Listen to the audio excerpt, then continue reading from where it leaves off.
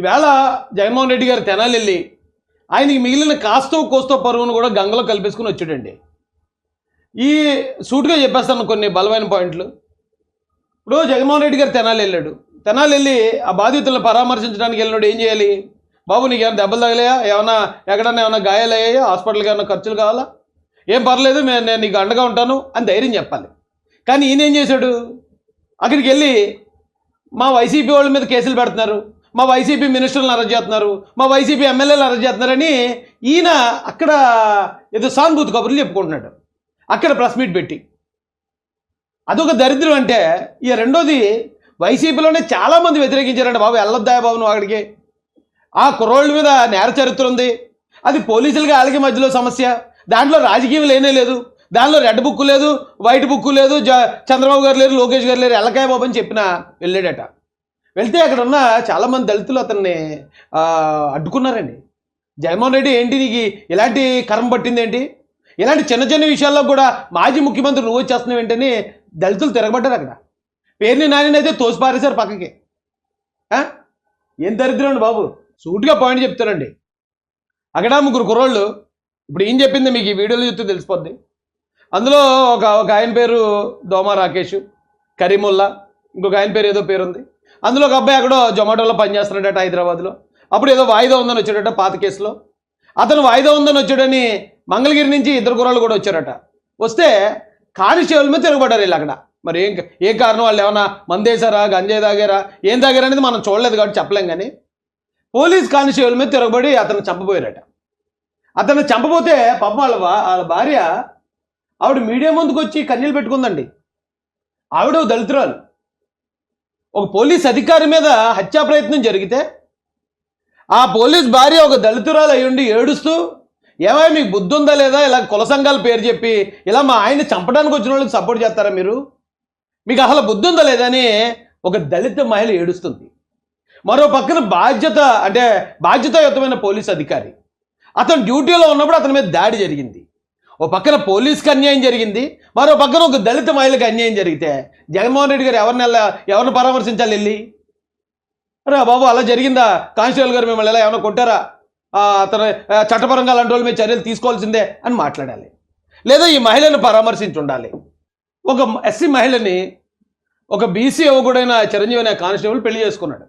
అంటే ఆదర్శవంతమైన వివాహం చేసుకున్నాడు.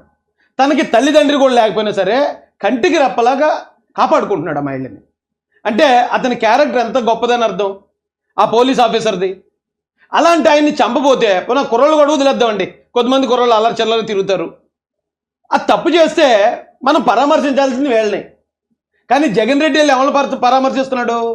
ఆ కుర్రోళ్ళు పరామర్శిస్తాడట. దానికి మళ్ళీ రెడ్ బుక్ అట, చెప్తున్నాడండి. ఇంతకీ ఆ కుర్రోళ్ళ చరిత్రని ఇక వీడియో బయటకు వచ్చింది. ఓ బండి మీద వస్తే ఎవరినో గుద్దారు వాళ్ళు. గుద్దిన తర్వాత ఆ ఎవరినైతే గుద్దారో మళ్ళీ వాళ్ళనే తిరిగి కొడుతున్నారు వీళ్ళు.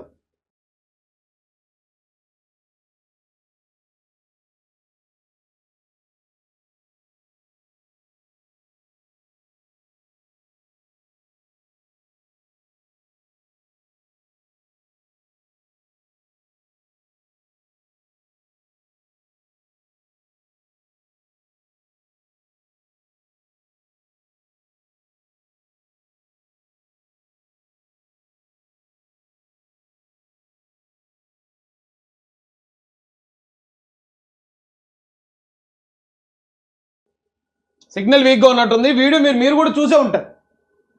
ఆ వీడియో మొత్తం అంతా వైరల్ అవుతుంది. ఒకవేళ కుర్రోళ్ళు అలా అల్లరి చిల్లర తిరుగుతున్నారు అనుకోండి, పోలీసు వాళ్ళు భయం చెప్తారు కదా. అయితే ఇప్పుడు ప్రతి ఒక్కడు అనే మాట ఏంటి, పబ్లిక్గా కొట్టడం నేరం, పోలీసులు కొట్టే అధికారం లేదు, పోలీసులు ఎలా కొడతారో అని అడుగుతున్నారు. మరి ఇదే జగన్మోహన్ రెడ్డి గతంలో మరి అక్కడ ముగ్గురు కుర్రోళ్ళని చంపేశారు, అందులో ఎస్టీ పిల్లలు కూడా ఉన్నారు. మరి అప్పుడు హ్యాట్స్ ఆఫ్ చెప్పిన జగన్మోహన్ రెడ్డి గారికి మరి ఇక్కడ పోలీసు ఒక కానిస్టేబుల్ మీద హత్యా ప్రయత్నం చేసి నేర చరిత్ర కలిగిన పిల్లల్ని ఒకవేళ గట్టిగా మందలించైనా వాళ్ళని దారిలో పెట్టాలనే ప్రయత్నం మరి ఎందుకు హీరోయిజంలో కనిపించలేదు? మరి ఇదే సినిమాలో విక్రమార్కుడు సినిమాలో రవితేజ గారు చేస్తే చప్పట్లు కొట్టాం కదా మనం జగన్ రెడ్డి గారు. మరి ఇక్కడ ఎందుకు మీరు చప్పట్లు కొట్టరు? అంటే కేసీఆర్ గారు చేస్తే రైటు, ఎందుకంటే ఆయన మీరు దోస్తులు కాబట్టి. ఇక్కడ తెనాలి పోలీసులు చేస్తే మాత్రం అది రాంగు. మళ్ళీ పోలీసులు చేసిందని మళ్ళీ చంద్రబాబు నాయుడు గారికి అంటగడతారు. ఏం పద్ధతి అండి ఇది? ఇప్పుడు కొట్టే హక్కు పోలీసులకు లేదంటున్నారు, ఓకే. కొట్టే హక్కు పోలీసులకు లేనప్పుడు చంపే హక్కు కూడా లేదు కదా. మరి చంపినప్పుడు ఎందుకు మీరు అసెంబ్లీలో ఎందుకు హ్యాట్సాప్ చెప్పారు? చంపితే ఎందుకు హ్యాట్సాప్ చెప్పారు? వాళ్ళు నేరం చేశారో లేదు ఇంకా కన్ఫర్మ్ అవ్వలేదు, ఏ సాక్ష్యాధారాలు దొరకలేదు. రెండో రోజు చంప అవతల పారేయాలని అందరూ ఒప్పుకున్నాం, ఓకే. తప్పు చేసినప్పుడు ఈ కోర్టులు వాయిదాలు ఇవన్నీ కూడా చాలా లేట్ అవుతుంది, ఓకే. ఇన్సిడెంట్గా ఇవ్వాలి ఒకసారి. అలాంటి తప్పు చేసే వాళ్ళకి భయం రావాలంటే అలాంటివి జరగాలని కోరుకున్నాం కదా. అక్కడ కూడా పబ్లిక్గానే చంపారు కదా. పోనీ కేసీఆర్ గారు కూడా ఎందుకు? అంతకుముందు 2008లో ఏం జరిగింది?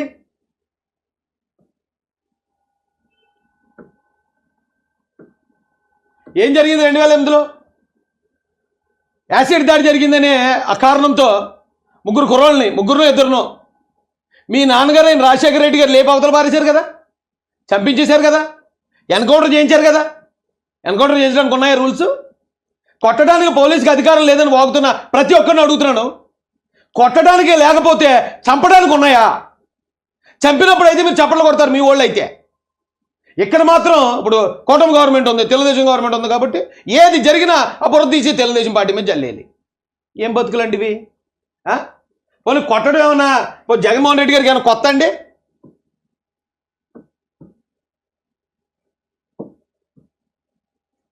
ఈయన మీద ఏమీ కేసులు లేవు, రేప్ కేసులు లేవు, దొంగతనం కేసులు లేవు, గంజాయి కేసులు లేవు, ఏమీ లేవు. కేవలం ఈ రాష్ట్రంలో అన్యాయం జరుగుతుంది, జగన్ రెడ్డి గారు ఏంటి పద్ధతి అని చెప్పి ప్రశ్నించిన కారణంగా ఇక కాళ్ళు మొత్తం కమిలిపోయేలాగా కొట్టించలేదు నువ్వు. కాళ్ళు మొత్తం కమిలిపోయేలాగా, అది పోలీసులతో కాదు, మళ్ళీ పోలీసుల సమక్షంలో, అడిషనల్ డీజీపీల సమక్షంలో ప్రైవేట్ వ్యక్తులను తీసుకొచ్చి గుండ్ల మీద కూర్చోబెట్టి హార్ట్ అటాక్ వచ్చేలాగా చంపేలాగా మీరు ప్లాన్ చేయలేదా? ఏం మాట్లాడతారు జగన్ రెడ్డి గారు మీరు? ఇంకా ఈవేళ మీరు వచ్చి మాట్లాడుతున్నారు. ఆ కుర్రోళ్ళ గొడవలో వాళ్ళ చరిత్ర హిస్టరీ అంతా చూశారు ప్రజలు. ఎవరైతే ఆ కానిస్టేబుల్ గారు భార్య వచ్చి ఆడవటం చూశారు. అరేరా కుర్రోళ్ళు ఇంత ఇదిగా ఉన్నారా? అలాంటి వాళ్ళు పోలీసులు ఇంట్లో తండ్రిలాగా, ఇంట్లో పెద్దన్నలాగా అలా భయం చెప్పడం కరెక్టే అంటుంది ఈరోజు రాష్ట్రం అంతా. కానీ మీరెళ్ళి ఏం చేస్తున్నారు? మీరెళ్ళి వాళ్ళకి సపోర్ట్ చేస్తారా? ఎస్, మేము గంజాయి పెంచాం కాబట్టి, మా గంజాయి ఉత్పత్తులు ఇంకా మేము అమ్ముకోవాలంటే ఇలాంటి వాళ్ళు ఉండాలి కాబట్టి వాళ్ళకి మేము సపోర్ట్ చేస్తామని చెప్తున్నారా మీరు? ఏం చేస్తున్నారు సార్ మీరు? నాకు అసలు అర్థం కావట్లేదు. కుర్రోళ్ళ మీద హిస్టరీ ఉందండి. అలాగే నేను ఆ కుర్రోళ్ళు నేను తప్పట్టట్లేదు, ఆవిడ జీవితం ఆడిది. జాన్ విక్టర్ ఇతనిపై మొత్తం 9 కేసులు ఉన్నాయి. వీటిలో అక్రమ మద్యం, దొంగతనం, కిడ్నాప్, ఫోర్జరీ, దాడులు, హత్యా ప్రయత్నం కేసులు ఉన్నాయి. దొంగతనం కేసులు ఉన్నాయి కుర్రోళ్ళ మీద.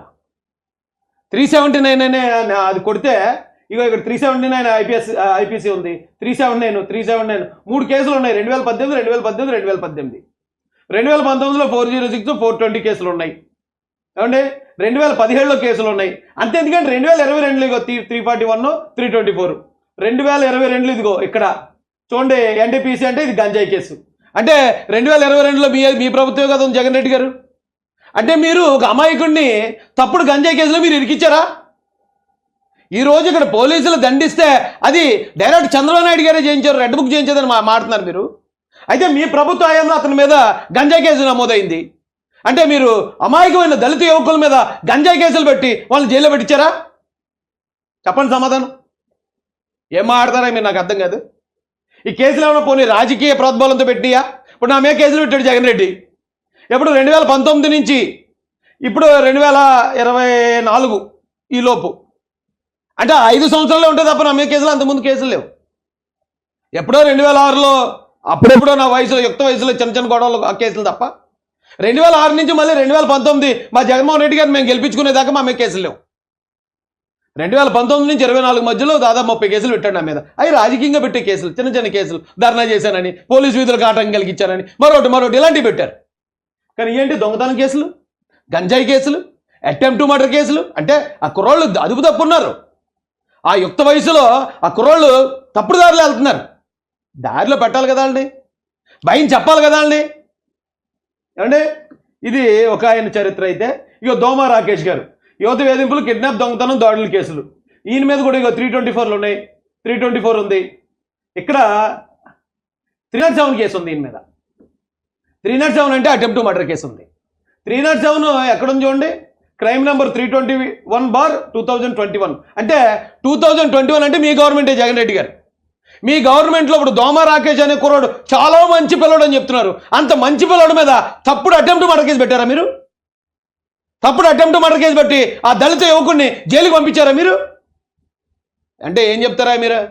వైసీపీ వాళ్ళు వేళ మన గుడ్లు చెప్పేసుకుంటున్న వాళ్ళు ఏం చెప్తారా దీనికి సమాధానాలు? 2022లో అతని మీద కేసులు ఉన్నాయి, 21లో పెట్టారు, 23లో పెట్టారు, ఇది 24లో పెట్టారు. మీ ప్రభుత్వ హయాంలో కేసులు తప్పుడు కేసులు ఇరికించారా అమాయకమైన కుర్రాళ్ళని? అయితే వాళ్ళు అమాయకులు అంటే కనుక మీరు తప్పుడు కేసుల్లో ఇరికించిన తప్పుడు నా కొడుకులను ఒప్పుకోండి. వైసీపీలో ఇప్పుడు వాళ్ళకి సపోర్ట్ చేస్తున్న వాళ్ళు చెప్తున్నాను నేను. లేదు ఆ కేసులన్నీ మేము కరెక్ట్గానే పెట్టాం, అవన్నీ కూడా నిజంగానే తప్పులు చేశారంటే కనుక ఆ కుర్రాళ్ళు అదుపు తప్పున్నారు, దారి తప్పున్నారు, వాళ్ళకి పోలీసులు కరెక్ట్గా బుద్ధి చెప్పారని ఒప్పుకోండి. పబ్లిక్గా కొట్టడం తప్పే, చట్టపరంగా చట్టంలో పోలీసు కొట్టే అధికారం లేదు నిజం. కానీ ఒక్కోసారి చట్టాన్ని మీరు కూడా చేయాల్సి వస్తుంది. దిశ కేసులో ఎన్కౌంటర్ చేసినట్టు, లేదా ఆ యాసిడ్ అటాక్లో ఎన్కౌంటర్ చేసినట్టు. ఎన్కౌంటర్ చేయమని ఎక్కడ చట్టంలో ఉందా? ఎన్కౌంటర్లు పోలీసులు ఎన్కౌంటర్లు చేస్తే మరి ఇక లాయర్లు ఎందుకు, కోర్టులు ఎందుకు, జైళ్ళు ఎందుకు కదా? మరి ఎన్కౌంటర్లు కావాలని మనమే కోరుకుంటాం కదా. అంటే చట్టానికి వ్యతిరేకంగా జరగాలని ప్రజలే కోరుకుంటారు. అక్కడ కూడా అదే జరిగిందేమో. ఆ కుర్రాళ్ళు నిజంగా అక్కడ తప్పు చేశారా, తప్పు చేయలేదా, ఏం జరిగింది, అది అసలు రాజకీయాలకు సంబంధం లేని గొడవ అది. అలాంటివి ఎక్కడ జరుగుతూనే ఉంటాయి. దాన్ని పట్టుకొచ్చి ఏం చేద్దామని జగన్ రెడ్డి గారు మీరు